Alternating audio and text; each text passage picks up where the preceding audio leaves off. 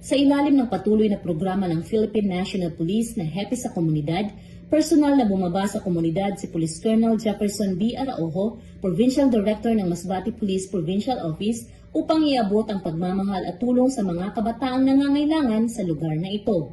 Dala ang mga school supplies, mga lapis, papel at iba pang kagamitan sa pag-aaral, pati na rin ang mga tsinelas para sa mga batang kababayang kanilang binisita. Bawat piraso ng tulong ay simbolo ng pag-asa at pangarap sapagkat naniniwala ang ating mga pulis na ang edukasyon ang pinakamatalas na sandata laban sa kahirapan.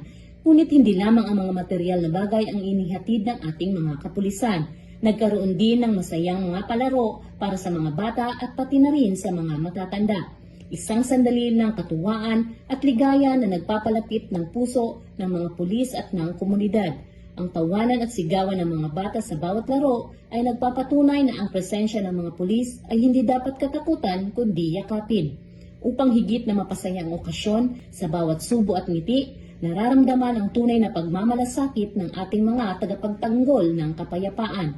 Ang ganitong uri ng aktibidad ay patunay na ang ating mga pulis na Masbate ay hindi lamang nagtatrabaho sa loob ng istasyon. Sila ay lumalabas, nakikinig at nagmamalasakit sa bawat sulok ng probinsya. Layunin nila ang itayo ang tiwala ng komunidad at palakasin ang ugnayan ng bawat mamamayan at ng kapulisan ng Pilipinas.